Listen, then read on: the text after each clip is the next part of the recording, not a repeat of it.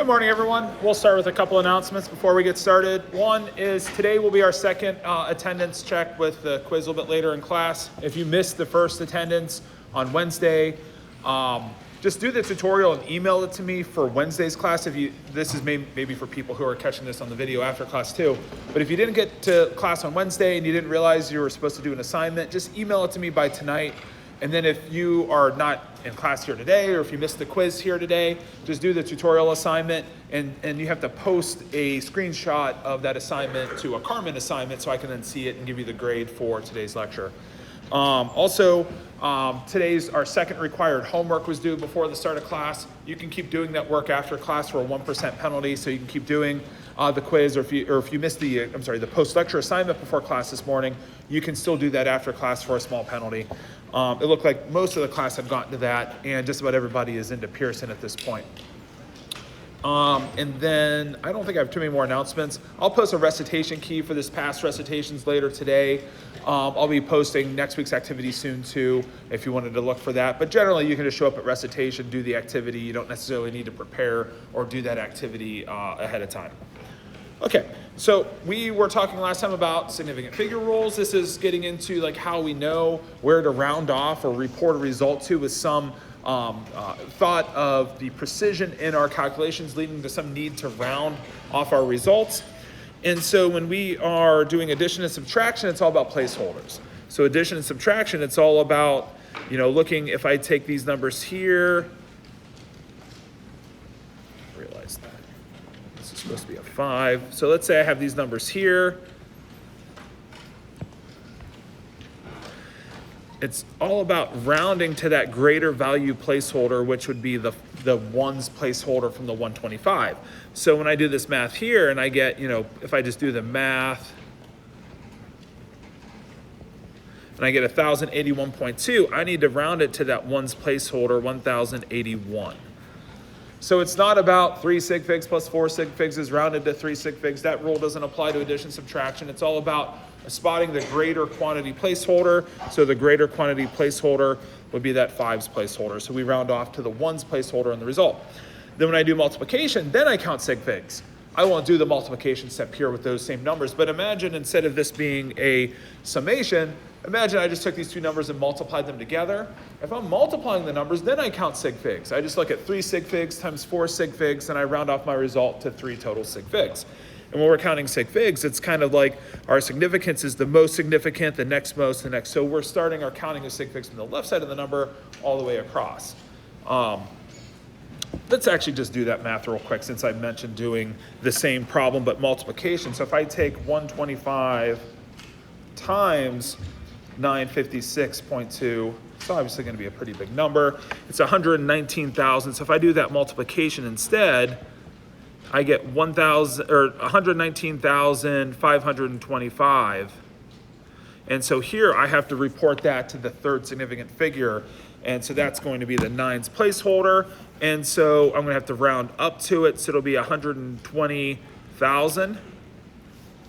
And then I'm going to need scientific notation to be unambiguous with my sig fig. So I go 1.20 and then times 10 to the 1, 2, 3, 4, 5.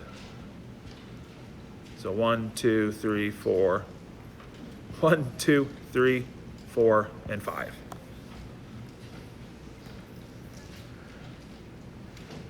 Okay, so multiplication, division, we're counting sig figs. Now, the real problem we encounter are multi-step problems. So most of the problems we see have some addition, some subtraction maybe multiplication, maybe division, all in one problem. And there we just need to apply the rules sequentially as we do the math. So we just have to think when I do the addition, I have to follow the addition rule. So when I take 7.5 plus 2.6, I get 10.1 for the addition step. And then the 10.1 should be good to that 10's placeholder, because I have 10's place plus 10's place. So of course 7.5 plus 2.6 should be good to the 10's place. And so I have 3 sig figs in that number, so all 3 digits that are shown here are significant. Something, and we'll talk about this as we go too, usually we don't want to round off a result. So I might, if I had a fourth sig fig, but it was supposed to only be 3, usually I'll just write all 4 and maybe underline the third. We'll talk about that as we go. So usually we want to try to just round once at the end, but we got to track sig figs, think about those rules sequentially, just applying them. And so then we'll do the division step. So I have 3 sig figs, divide by 3 sig figs. So when I divide 10.1 by 4.55, I get 2.20 going to that third sig fig.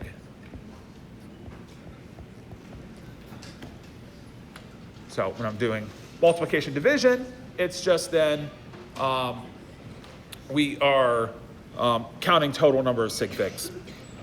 So now, one of the times, or one of the confusing things sometimes is thinking, well, I see 2 sig figs in the problem. If I look at it from the start over here, I see 2 sig figs and I see division. Sometimes the thought is, oh, the final result has to only have 2 sig figs. But just remember, we had to do the addition roll and see we kind of pick up an extra sig fig. We pick up that third sig fig along the way. So we end up reporting 3 digits with our result.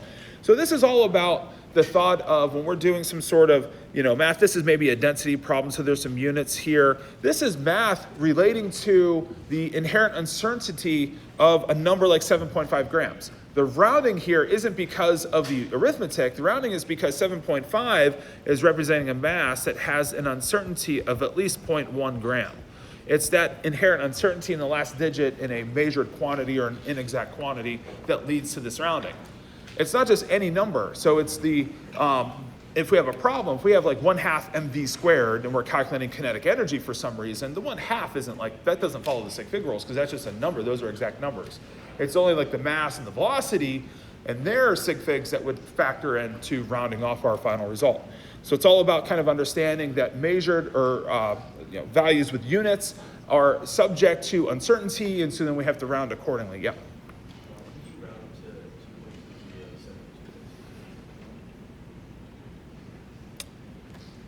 Unless, I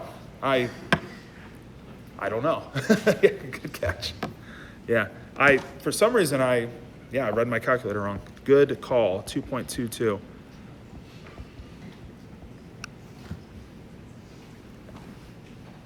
Brain fog. Thank you. I was thinking, I must have had the wrong number in my calculator. No, it was right on the screen. I just wrote it down wrong. Okay, so 2.22. All right, let me throw a problem to you guys. And this one is only tricky because there's like a bunch of zeros in the question. But think about this one. I'll give you guys as a class a couple minutes to try to think about 300.0 times 40.00 and then divide by the sum of 2.50 versus plus 7.50.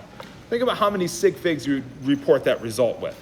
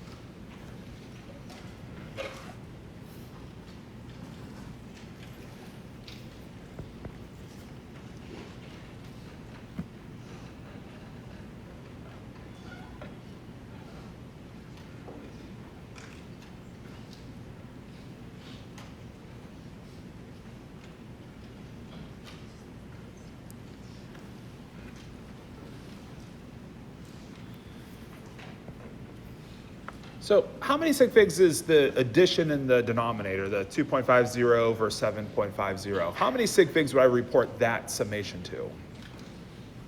Would I go 10.00 to 4 sig figs? So this here should go all the way to this placeholder here, which is going to be 10.00 with 4 sig figs. And so I have 4 sig figs in the denominator now after I do the addition, and then I do the division step after I take 4 sig figs times 4 sig figs. So I end up having 4 sig figs divided by 4 sig figs. So the end result here has all 4 digits being significant. Now, the choice of 3, if you were looking at this and thinking, okay, 3 seems reasonable because we have a division step and there's 3 sig figs in the problem, we just weren't seeing we had to do the addition rule first and pick up that extra 4th sig fig in the denominator. Okay, so we get 4 sig figs here. Infinite's just a bad choice. Like infinite sig figs I think would be a good answer, or maybe sig fig rules don't apply if this was just like ordinary numbers. If this was ordinary arithmetic, then we're not rounding results off. It's only rounding the results off because these are values that have inherent uncertainty associated with them. So it's all about the uncertainty in these last digits. So it's all about the uncertainty that we are assuming lies in the final digit that we write in any sort of ordinary or presumed to be ordinary lab measurement. You'll see some sig fig problems that come up on exams that don't show units. Like if you see a question that says apply the sig fig rules and it gives you an equation, I like to throw units in there so we're mindful that it's the fact that those are measured quantities that are leading us to follow the sig fig rules. But you'll see some examples in the textbook, maybe on some practice exam problems, where it'll just say follow the sig fig rules for the following math step, and there you're assuming all the numbers in the problem are subject to the rules of sig figs. Okay, so this is kind of getting at precision versus accuracy. I think we mentioned a little bit about this before. So precision is just, are we kind of on target, or are we repeatable? So a repeatable measurement or a repeatable dart throw, even if it's off the intended target, is precise when all the measurements or throws are coming onto the same location. But then we're accurate when we're actually hitting the target.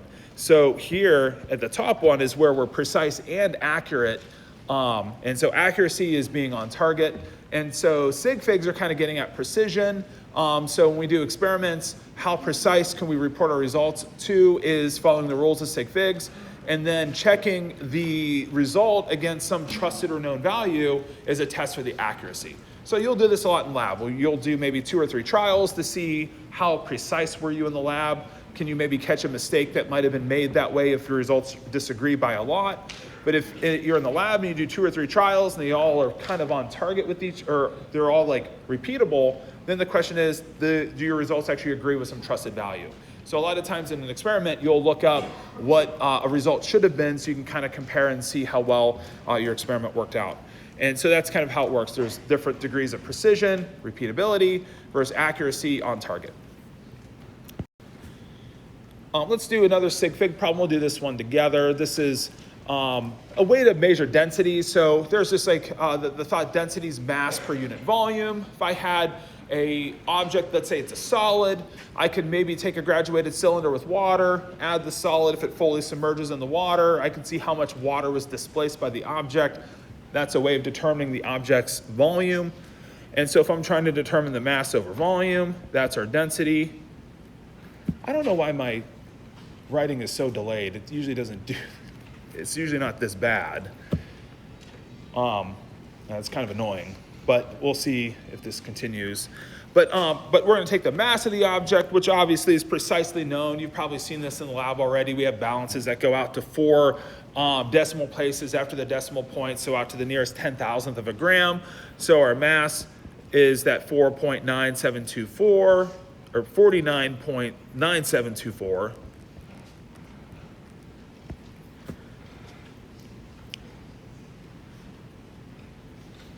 And then we're going to divide by the final volume that we got after we put the object into the cylinder. So the cylinder went from 75.5 milliliters without the object all the way up to 124.0 milliliters with the object.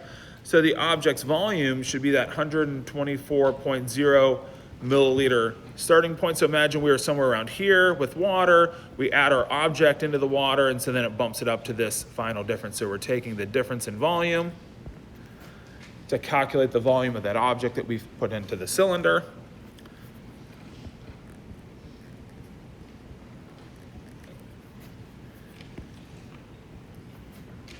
And so then obviously we need to do this step here and think about its rounding first before we do the division step.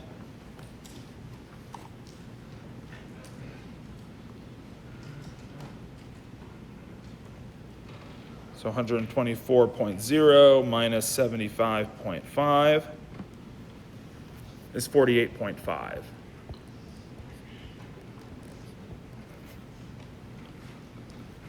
And we would report that to the tens place because we have tens place minus tens place, so we keep the sig figs all the way to the tens place. And so 6 sig figs divided by 3 sig figs, of course, is going to be rounded off to 3 sig figs.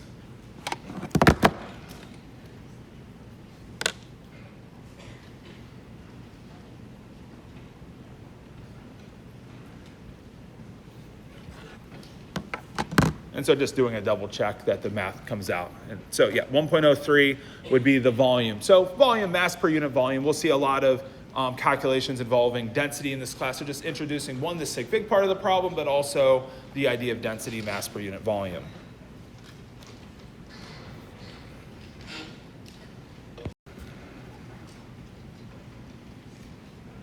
So the last section in chapter 1 is on unit conversions, dimensional analysis. We've done and used dimensional analysis once or twice already. And of course, I think everybody's used this a bunch. It's for converting all different kinds of problems. We'll solve some problems too using dimensional analysis as like a problem solving tool. So you'll see dimensional analysis used in any kind of problems that relate units, where we might be tracking units or converting them within a problem.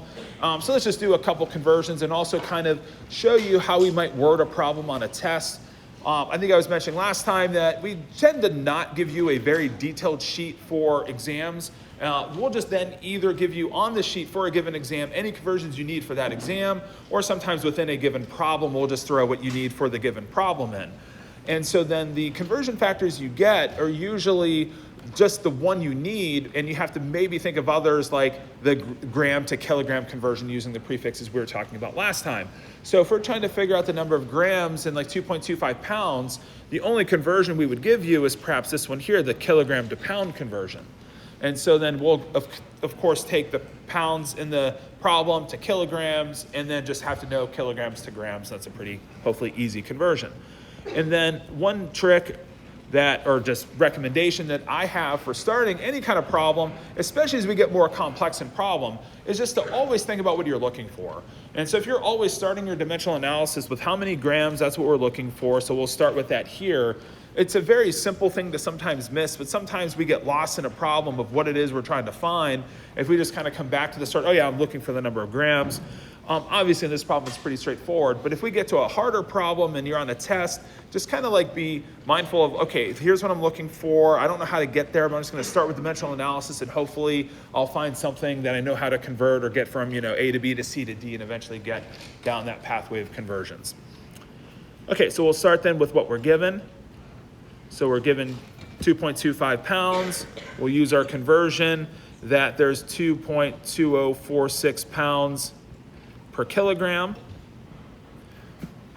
Let's also come back to something where we would usually not want to round off a result based on the conversion factor. So one of two things has to happen with conversion factors. Either A, we look them up as precise as we need for the problem. You could actually define this conversion factor to like 10 plus digits. It's a value that's defined by some world organization. It's useful for like shipping conversions and things like that. So the pound to kilogram conversion is actually rounded off here. So you could look it up to greater precision if you ever needed it. Obviously in this problem, having 5 sig figs in that conversion is good enough. If anybody had just in their head said, I know the conversion's 2.2 pounds per kilogram, obviously that's not quite precise enough for this problem, so we might want to look up that extra precision like we have here. And then the other conversion, that problem that sometimes comes up is this one here, where I say, okay, I know 1 kilogram is 1,000 grams. Like, we're not rounding off to 1 sig fig, right? That's a perfect number. That's an exact conversion. There's exactly 1,000 grams in a kilogram. I don't need to round this off and look at that conversion as being like 1 sig fig or anything like that. So when I do this problem here, I start with 3 sig figs here. I really have 5 here because it's a rounded number. I could look up more if I ever needed them. So I'm going to keep all 3 sig figs in this multiplication series of steps. So I go 2.25, divide by 2.2046, and then times 1,000.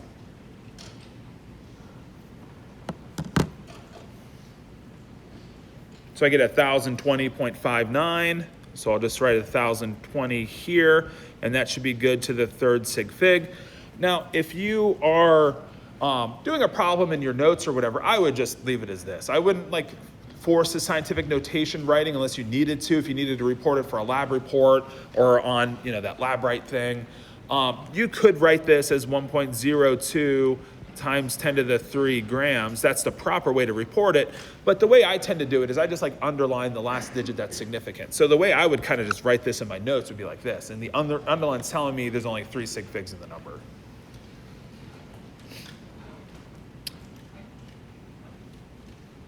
And like a problem solving example could be one here where if we're asked for like the pounds of ethanol present in a gallon of ethanol, and we're given the gallon to liter conversion, we're given the density of ethanol, grams per milliliter, we wouldn't expect you to memorize densities or conversion factors like those. So we'll give you those when you need those in a problem.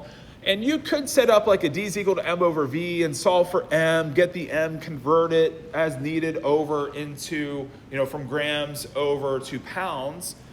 Or you could look at this as like one just long dimensional analysis series of events. You can do either or, but I like, and you'll see a lot of problems in this class where we just kind of go like in the sort of like linear like process of dimensional analysis. So what we're looking for is the number of pounds. So we start with the number of pounds that we're looking for. And we begin the problem with something that we're given. Let's start with a gallon of ethanol. So we have 1.00 gallon of ethanol. Now, sometimes we may not know if that gallon should have been in the denominator or the numerator of the problem. If we get to the very end, the worst thing that can happen in the dimensional analysis step is the thing you're looking for is in the denominator. It's like 1 over the pounds instead of the pounds. If that happens, we just go back to the problem and invert everything or start with one of the other units inverted. So worst case scenario, dimensional analysis, if the thing you're looking for isn't in the top of the equation, if it's in the bottom of that fraction, we just have to flip everything. But I think we'll be okay here with starting with the gallon conversion. And so then the gallon, I'm gonna convert that. I need to get it to milliliter to use the gram per milliliter conversion in the density. So I have to go from gallon, I have to know to convert that into the liter because I'm given that here, so that's helpful to know. I'm gonna use that conversion next. So I go 1 gallon of ethanol is 3.7854 liters.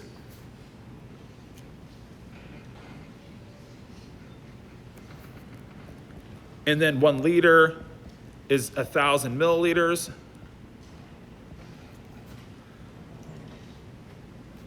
And then that lets me use the density gram per milliliter. That then lets me use the next step of the calculation being 0.7894 grams per ml.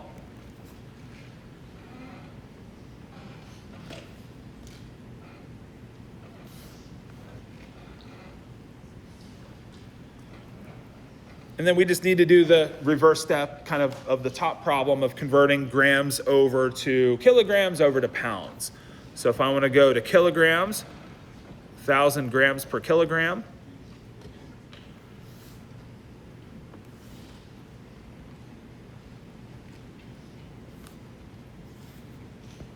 And then 1 kilogram.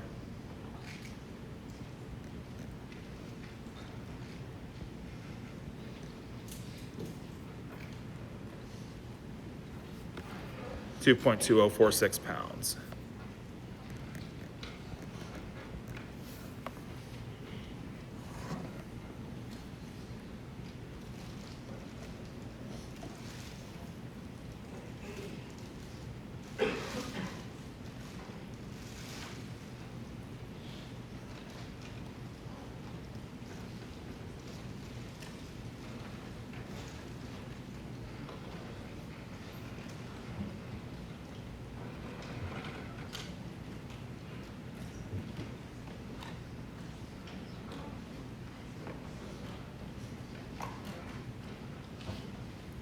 Now, one last thought could be, in terms of pounds or kilograms here, like if we had a gallon of water is a kilogram. This is a little less dense than a kilogram. And so that might just kind of put us in the a gallon would be about 4 liters, and a liter is about a kilogram. So this would be about 4 kilograms, a little less because it's less dense than water. And then if we're thinking converting into pounds, it's probably going to be about 6 to 8 pounds. We could be thinking ballpark, what do we expect the number to come out to? Because if you get this number to come out to be like 6,000 pounds, a gallon of ethanol doesn't weigh 6,000 pounds. So you might think order of magnitude of what you expect for the answer in some problems, so that if you get an answer that maybe we miscalculate, maybe I'm reading off the screen wrong again, but I get 6.59 pounds, and I think that makes sense, that would be about the range. That's like the right order of magnitude I would expect a gallon of ethanol to weigh. And so if I had a gallon of water, it'd be, closer to 2.2 times about 4 liters. So it'd be closer to 8 pounds if we had this gallon of water instead. Okay, so then let's look at one other type of conversion that comes up a fair bit, especially with density units, is that when we look at like what a milliliter is a cubic centimeter. So 1 cubic centimeter is exactly 1 milliliter. And so the sort of dimensionality of liters is that liters is measuring volume being some length times width times height. And so a milliliter is just 1 centimeter by 1 centimeter by 1 centimeter cube. And obviously really small. And so when we look at cubic units, sometimes we need to convert from like milliliters to cubic meters within problems. And so how do we make those conversions? How do we convert cubic centimeters into cubic meters? So let's think about how we make this conversion here. So the question is asking how many cubic centimeters are in 1 cubic meter? So the number of cubic centimeters is what we're looking for, and then 1 cubic meter is what we're starting with. Now, the issue here is that we don't really need any conversion factors to be given to us, because we know the meter to centimeter conversion is just 100 centimeters is a meter. So when I think about this problem here and I make this conversion here, the only issue is that a meter isn't a cubic meter. So the conversion isn't perfect as written. I need to cube my entire conversion factor. So I need to think that 1 cubic meter, so if I had 1 meter, and this is probably about a meter, 1 meter by 1 meter by 1 meter, that would be 100 centimeters by 100 centimeters by 100 centimeters. So it would be 100 cubed centimeters cubed would be 1 cubic meter. So the way I might write this out too could be that my 1 cubic meter is 1 cubed meter cubed, obviously just 1 cubic meter, is 100 cubed centimeters cubed. Because I'm just like cubing everything in the numerator and everything in the denominator. Like if I had AB cubed over CD cubed, it would be A cubed, B cubed over C cubed, D cubed. So I got to cube the top and the bottom fully. And obviously the bottom is easy because it's just 1 cubic meter is now 100 cubed centimeters cubed.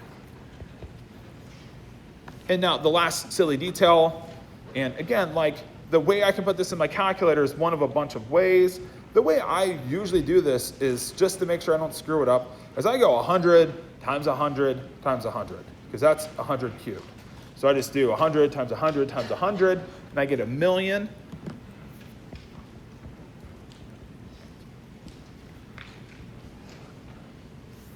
So there's there's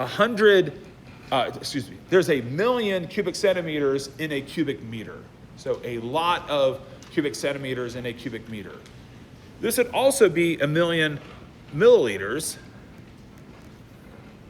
So because the two units are exactly the same, so we could say it's also 1,000,000 milliliters. So we can make that conversion too. Then the other detail the other way I can put this in my calculator is I could go the 100 to the power, and like I said, I always have there's usually a cubic button on a calculator, so I find the cubic button, that works. So if you can find the x to the cube button in your calculator, if you can find the caret or the to the power button, you can enter that to the 3, that works too. So there's a lot of different ways you can do this. So 100 times 100 times 100, 100 to the power of 3 is how we would put that into a calculator. I'm sorry if that's annoying, but sometimes, like I said, it may have been a year or two in high school. I don't know what your guys' high school schedules are like. Some people are coming here having not done a whole lot of math in a while. Okay, so with that, the last problem from chapter 1 is this one here, but I will have thrown throughout the notes of the next chapter some sig fig problems, just because sig figs kind of it's three relatively simple rules of addition, subtraction. It's about the placeholders, multiplication, division. It's about the counting sig figs, multi-step problems, about sequential. But even though the rules are relatively straightforward, the problems just catch everybody off guard. So we have some sig fig problems thrown into the chapter 2 notes to hopefully for the next week, we'll take a look at problems. And then also to think ahead, our first exam is the week after the week coming up. So it's Tuesday in recitation, not the next coming Tuesday, but the following Tuesday. So we have all of lecture next week through about Friday to cover new material. And then we will be getting ready for then taking our first midterm next weekend into the following week there.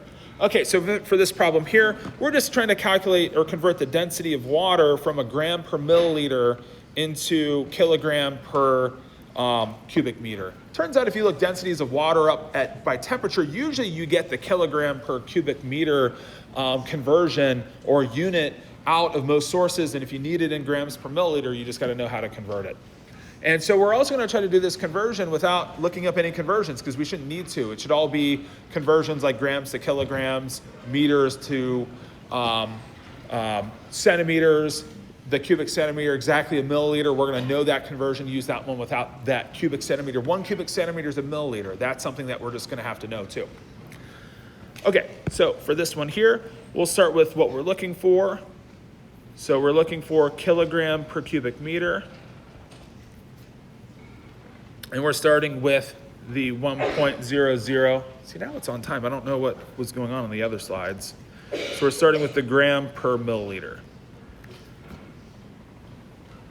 And so obviously the kilogram conversion is pretty easy. 1,000 grams per kilogram. Then the milliliter conversion, 1 ml, is 1 cubic centimeter. We can do that step here, or we could have just done that too and skipped the step. Either or would work. If you're thinking, I could just think a gram per ml is a gram per cubic centimeter and have started the problem with that conversion, you can go that way too. So I'll just leave it here in this problem here, just converting it this way. And then we just need to convert the cubic centimeter, so 100 centimeters, 1 meter, but then we just have to cube the entire conversion factor. And so then that can convert us into kilograms per cubic meter. And so let's see what that works out to. 1 divided by 1,000.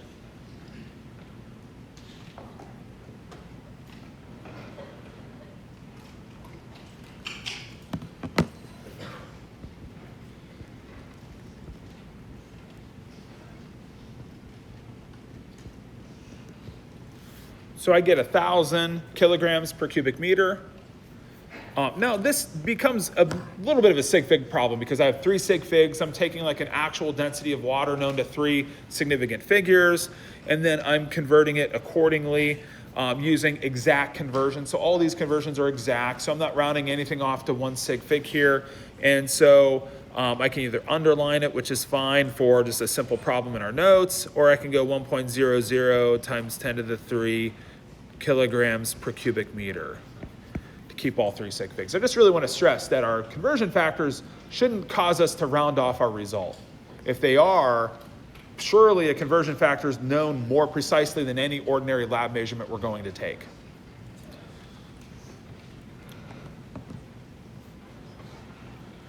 All right, so I think this will cue us into, I think, our lecture quizzes here. So again, you can navigate to Carmen. You can use the QR code to get there too.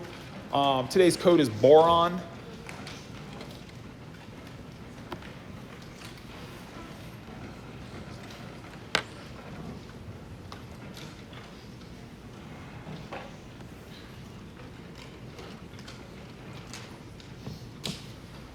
If you weren't here on Wednesday and this is your first time doing it, it's just saying, are you here? So it's really not a quiz. It's just using the quiz feature of Carmen, so that's why it's called a quiz.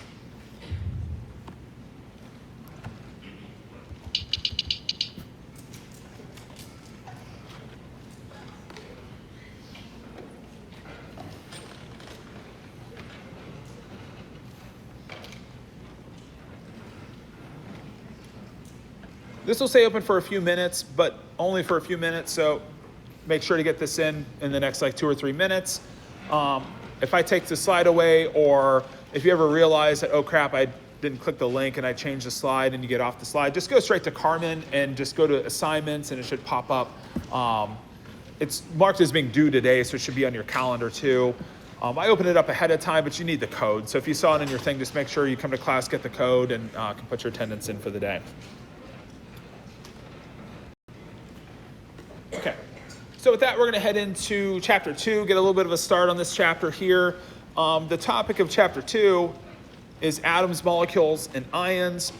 This chapter, we're going to see what some of the fundamental perspective of what atoms are come into fruition, kind of starting from an early perspective of what scientists were thinking matter was comprised of, and then kind of bridge that into what we know matter now to be comprised of after discovering some important discoveries about matter. So we'll talk about a few fundamental experiments that help us understand things we probably already know, like the nucleus, things like protons, neutrons, electrons. So we'll talk about some of those fundamental discoveries here today, just very briefly.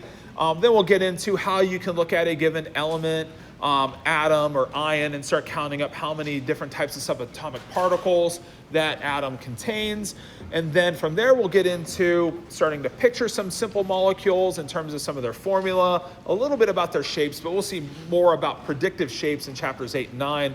But we'll give you a little bit of a sense of what it means to have a molecular formula and how those atoms might be arranged. You can kind of get a picture of what those things are corresponding to. And then we'll finally end this chapter on naming compounds, so that we can have some vocabulary for, naming different types of compounds. And the classifications will be things, many compounds we already know how to name, like sodium chloride is a conventionally named compound, carbon dioxide, ethanol, methanol, things like that are conventions that we'll pick up in this chapter. So we'll learn how to name some ionic compounds, things that are acids. We'll learn a little bit more about acids later in chapter 4, a little bit more into Chem 1220, but we'll at least learn how to classify and name things and hopefully recognize by formula what acids are here in this chapter and some other compounds.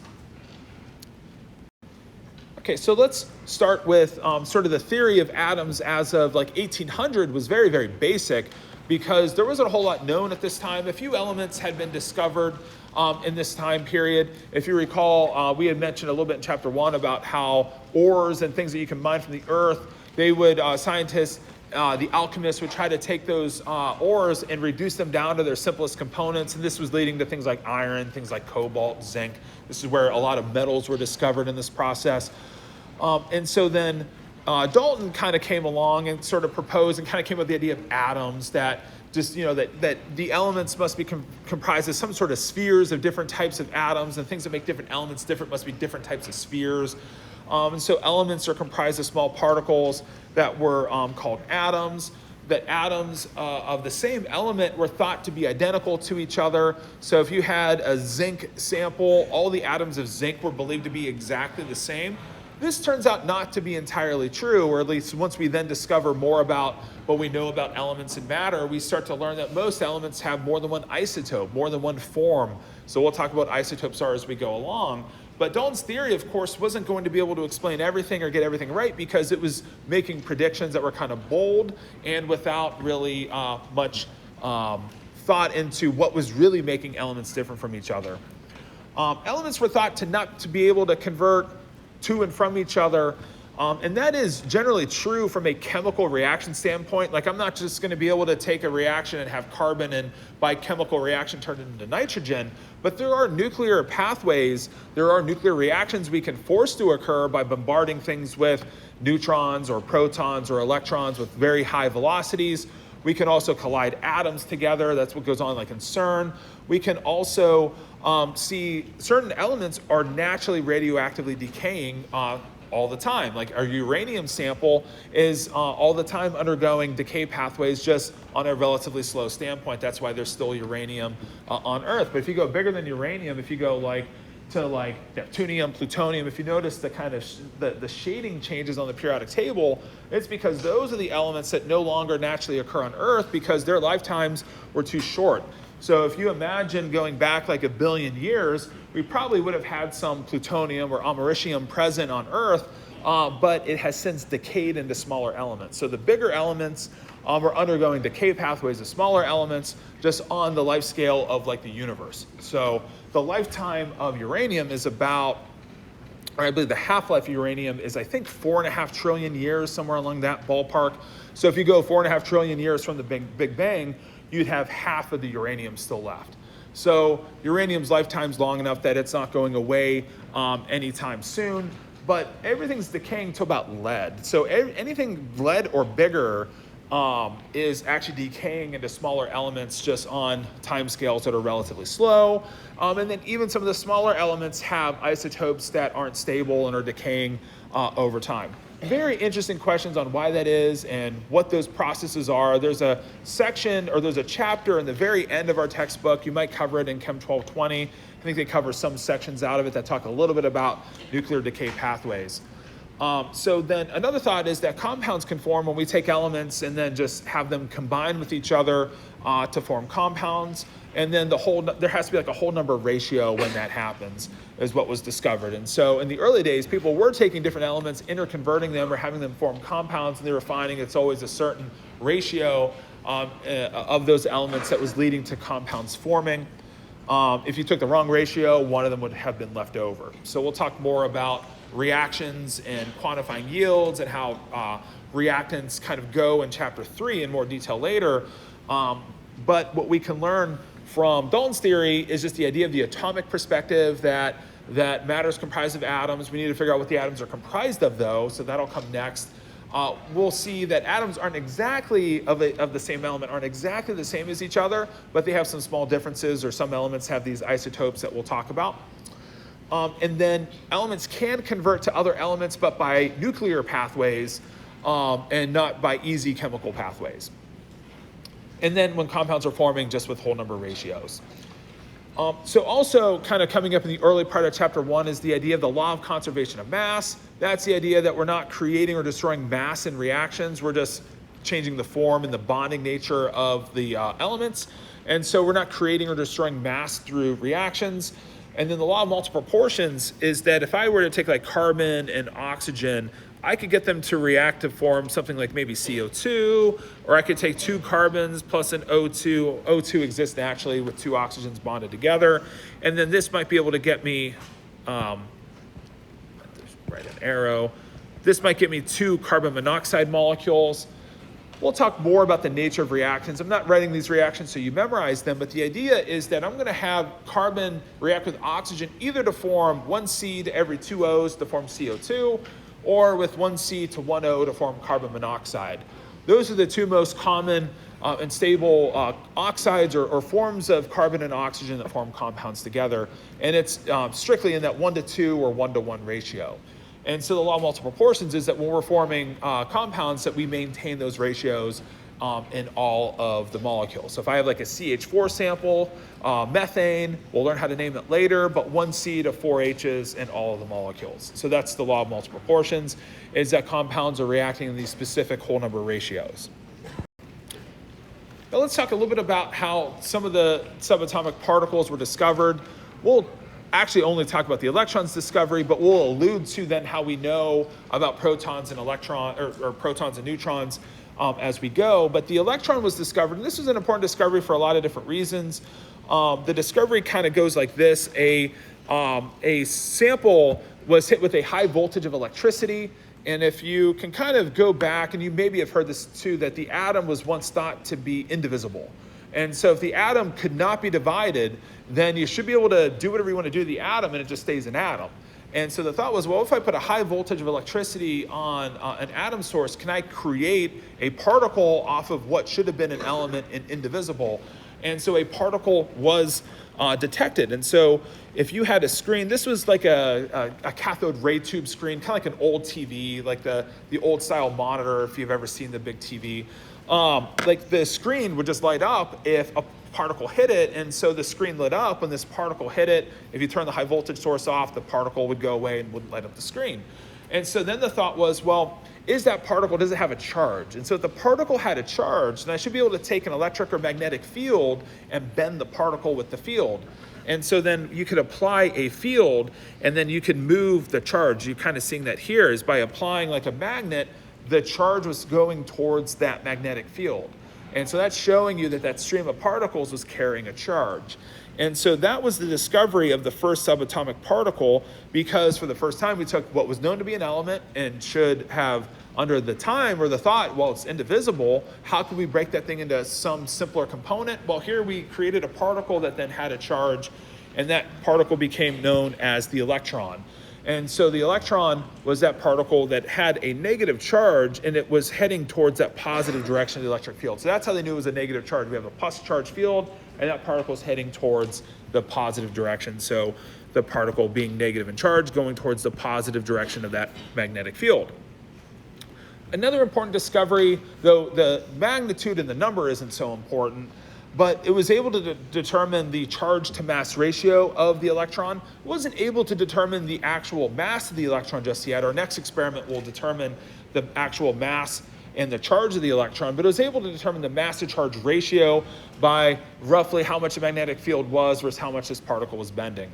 And so the next experiment will then, the Millikan oil drop experiment helps us then determine what the actual mass and charge is for a single electron. And so here, a very similar experiment is done where we atomize an oil spray. That's just so you can get a single atom. And again, should have been indivisible according to like Dalton's theory, but this turned out to be divisible. Instead of high voltage energy, this uses X-ray. X-ray is another form of high energy. And so an X-ray source is used to interact with the atoms, and then that could give the atoms one electron on the atom, or two electrons on the atom, or three electrons, depending upon how many sort of electrons were kicked off the atom. And so then the way this experiment was able to determine the actual mass and charge of the electron was by using gravity, and then how many, and seeing like a whole number packet and kind of fitting to a curve how many electrons you could reduce down to having a single electron. And then, but the key detail is that it determined the mass and the charge of the electron. And so that's the key finding of this experiment, is it was able to, using gravity as one of the sources, then be able to work out what the actual mass to charge ratio was. Okay, and so this furnished the mass of the electron being very, very small for a single electron, much smaller than the mass of any known element. So if you look at the mass of a hydrogen atom, it's about 500 times heavier. So the lightest element, the electron's very, very light compared to even our lightest element. And then it also then gave us a number. You can more precisely look this number up today, but it determined the charge of the electron as well. See, the charge and the mass, really small, but we're looking at just a single electron's charge and the mass of a single electron. Now, a few other experiments to talk about. One is that Marie Curie, Nobel Prize Physics, first woman to win a Nobel Prize in the early 1900s, took a radioactive substance and found 3 radioactive pathways. And so the 3 radioactive pathways, or the 3 particles that were observed, or the 3 waves that were observed. One was a particle that would go straight through. Let me maybe not use a pen here and just use the laser pointer. So one of the particles was this, what we call a gamma ray, that went straight through and wasn't impacted by the electric or magnetic field. And so, and it actually wasn't a particle at all. And so this was just a high packet of energy known as a gamma ray, even higher energy than an X-ray. So a really high energy, we'll learn about photons. It's a high energy photon or high energy packet of energy. So call it a high energy wave, or like a light wave. But then it discovered or found 2 other particles, one that went upward towards the positive direction of the electric field and went up by a lot, kind of like that Millikan oil drop experiment. And so the beta ray was actually just the electron. So electrons were found to be coming off of radioactive material.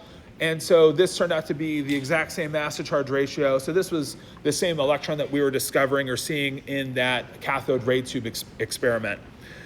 And so notice how high up the particle goes too. So it has a light mass because it's really bending a lot by the magnetic field. And then another one of the particles really didn't move much at all. And so one of the other particles was deflected towards the negative direction of the electric field, but not as much. So therefore, this particle had to contain more mass. It was a more massive particle, but then having positive charge.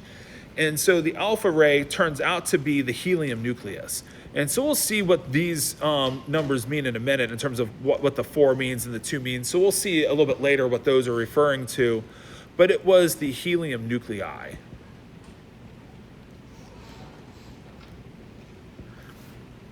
Now, a few things.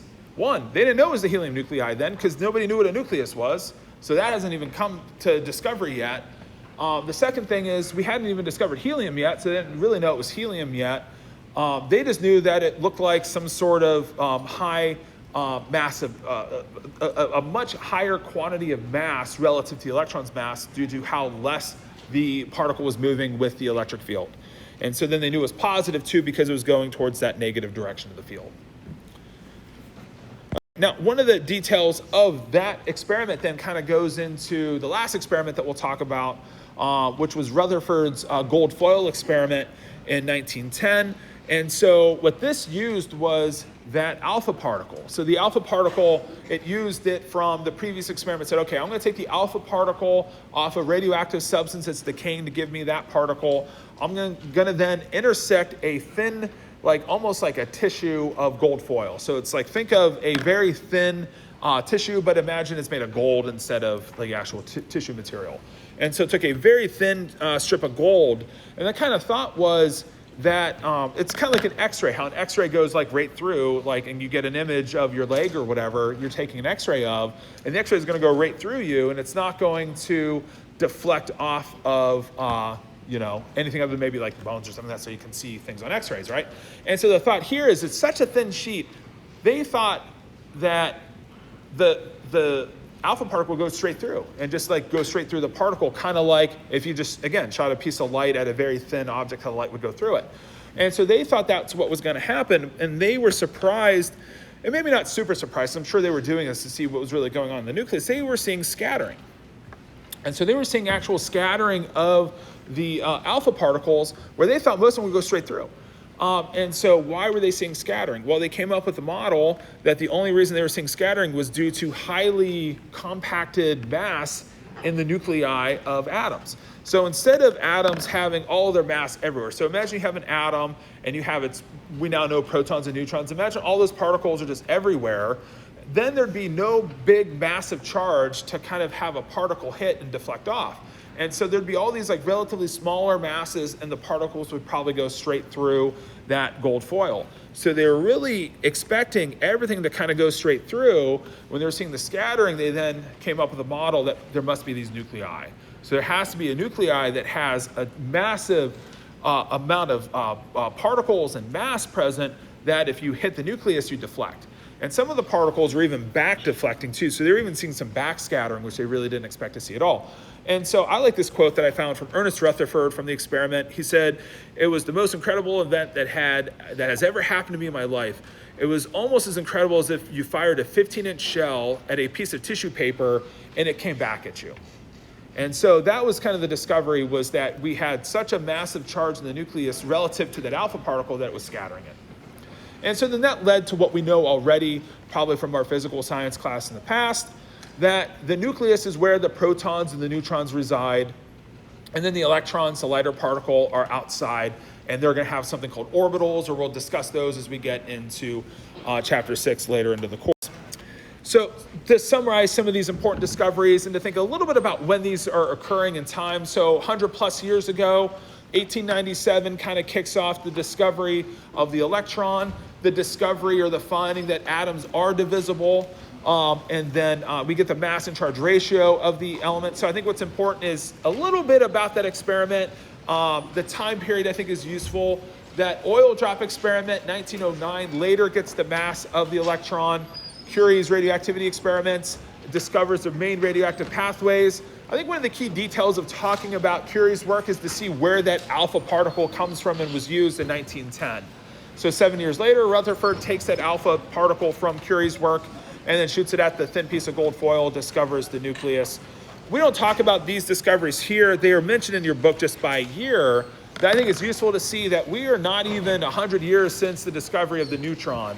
In 1919, the discovery of the proton. So we won't talk about how they were discovered, but those particles discovered then. So we'll talk about how those particles are put together. If you want to do something fun, look up the Neutron Man. There used to be an Ohio State guy. Anybody know the Neutron Man? Has anybody ever seen this? He used to be a guy who would do a dance.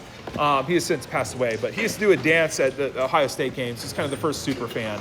But if you want to look up the Neutron Man for Ohio State, check that out. But anyways, we'll wrap up here for today. Have a great weekend. Enjoy the game if you're going, and certainly watch it if not. See you guys on Monday. Go Browns.